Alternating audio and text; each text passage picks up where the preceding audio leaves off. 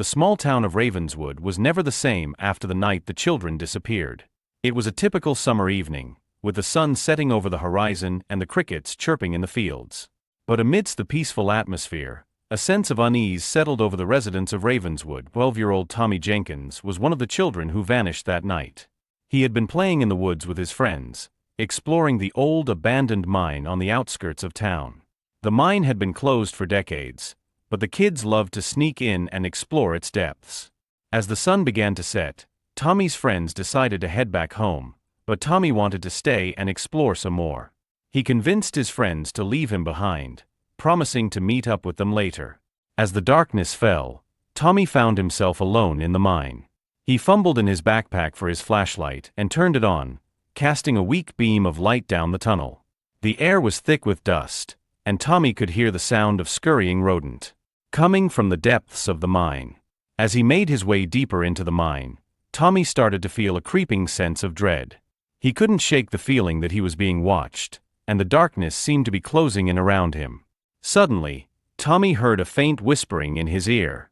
It was a soft, raspy voice that seemed to be coming from all around him. The voice was speaking in a language Tommy couldn't understand, but it sent chills down his spine. He stumbled through the darkness, his flashlight casting eerie shadows on the walls. The whispering grew louder still, until it was almost deafening. And then, everything went black. The next morning, the people of Ravenswood awoke to find that several of their children were missing. A search party was formed, and the woods and mine were scoured for any sign of the missing kids. But as the days turned into weeks, and the weeks turned into months, the people of Ravenswood began to lose hope. The children were never found, and the town was left to pick up the pieces. And then one night, a strange figure was seen emerging from the mine. It was Tommy Jenkins, or at least, it was something that looked like Tommy. His eyes were black as coal, and his skin was deathly pale. He moved with an unnatural gait, as if he were being pulled by some unseen force.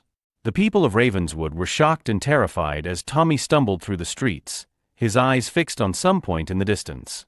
And then, just as suddenly as he had appeared, Tommy vanished. The people of Ravenswood were left to wonder if they had really seen him at all. But the legend of Tommy Jenkins lived on, a cautionary tale about the dangers of meddling with forces beyond our understanding. The mine was sealed off, and the people of Ravenswood tried to move on with their lives. But the memory of Tommy and the other missing children lingered, a reminder of the horrors that lurked in the darkness, waiting to snatch the unsuspecting. Years later, when the mine was reopened, a group of brave adventurers decided to explore its depths. They laughed and joked as they made their way deeper into the mine, but their merriment was short-lived. As they turned a corner, they stumbled upon an old rickety cart.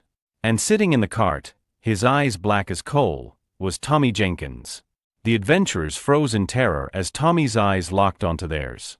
And then, in a voice that was barely audible, Tommy spoke. "I've been waiting for you."